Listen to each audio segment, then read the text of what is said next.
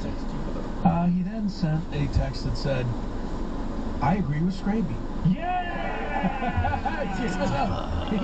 He said you were a ratatouille, basically. He said it was a funny story, but he thinks I might have been out of pocket telling him. Ah, Scraby gets one up on you there, bud. Hold on. Let me just... What was that right there? You shaking your hair? Shaking my hair a little bit. I think you're giving Ben Pearson No fucking... What the fuck, dude? Always take any help You can't turn. He has never backed down. You can't turn, fool. Goodness, look at Sharon Moore right now I on the don't want to look at TV. him right now. He is sitting in a small room. You can't in turn. Like a white Jumpsuit. Jumpsuit. Yes, there you go, dog.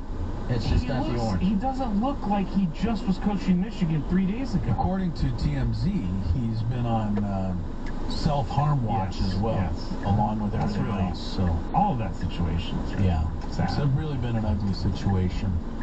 I hadn't seen that yet. That shocked me. You hadn't seen that? I hadn't seen that Yeah. footage.